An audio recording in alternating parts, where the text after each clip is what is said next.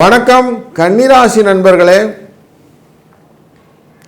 உங்கள் ராசியினுடைய அனைத்து விதமான குழப்பங்களையும்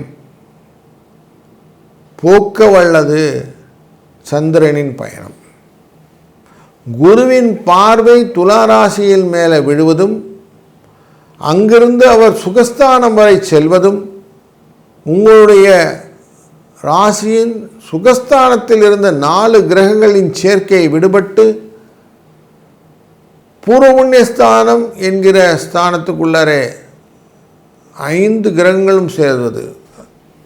இப்போது உங்களுடைய வாழ்க்கையிலே மகர ராசிக்குள்ளர எல்லா கிரகங்களும் சூரியன், சுக்கிரன், புதன், செவ்வாய் வந்து அமர்வதனால் என்னென்ன யோசனைகள் எல்லாம் குழந்தைகள் மேலே வைத்தீங்களோ அவருடைய கல்வி நிலை, படிப்பு, அவர்கள் மேலே முதலீடுகள் இதெல்லாமே லாபமாக அமைவதற்கு வாய்ப்புகள் உண்டாகும்.